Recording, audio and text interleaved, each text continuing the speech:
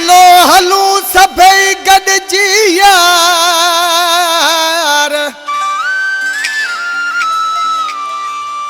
हलो hello गॾिजी संभरी सभई यार चवे वली ममद खास के लिए कयूं दीदार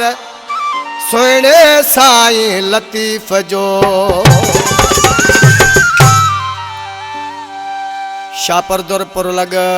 मलक मोहम्मद निदामानी कोट खां ही दोस्त फरमाइश कन था कलाम जी मैनेजर आसिफ निदामानी जी उस्ताद ठारू भील जी अशरफ निदामानी जी ड्राइवर धर्मू कोहली जी उस्ताद हीरे कोहली जी फरमाइशा जवादार बीजल कोहली जी फरमाइशा मुतू खास केली जी फरमाइशा आश ॾिसी चवे थो वो हायो नारा हिता निकिरूं था हणियो नारा हिता निकिरूं था ए हणियो नारा हिता निकिरूं था हणियो नारा हिता निकिरूं था वञो पाऊं भिटाई ते घुरूं था हणियो नारा हिता निकिरूं था कंदो सैयद असां जूं सणायूं असीं नौकर हुन जा आयूं हणियो नारा हिता निकिरूं था वञो पाऊं भिटाई ते घुरूं था हणियो नारा हिता निकिरूं था वञो पाऊं भिटाई ते घुरूं था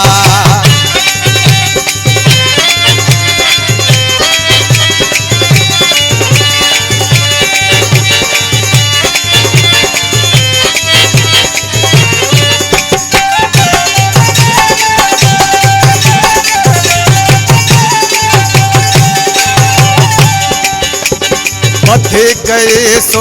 कोच लारे हले सजी पई संगत सारी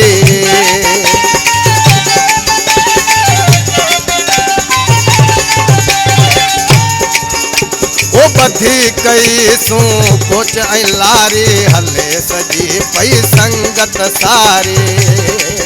बते मिंटन में निकरो था वञो दुआऊं भिटाई ते घुरूं था वञो दुआऊं भिटाई ते घुरूं हणियो नारा हिता निकरो था वञो दुआऊं भिटाई ते घुरूं था वञो दुआऊं भिटाई ते घुरूं था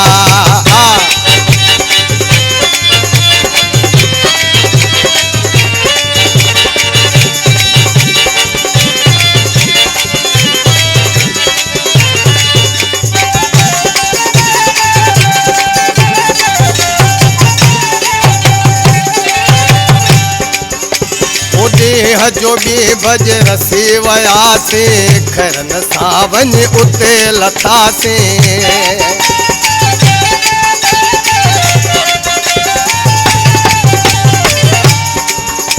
ओ देह जो भी भज रसी वयासे खरन सावन उते लथासे वञो कदमन में तकिरो था वञो नारा हिता निकिरूं था हणियो नारा हिता निकिरूं वञो दुआऊं भिटाई ते घुरूं था हणियो नारा हिता निकिरूं था हणियो नारा हिता निकिरूं था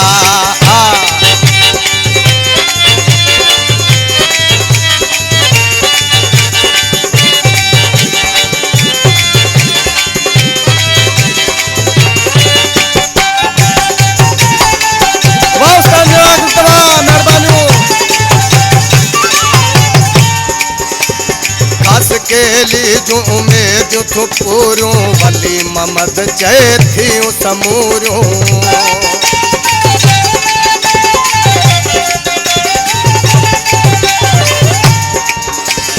खास केली जो उम्मीद थो पूरियूं वली ममद चए थियूं समूरियूं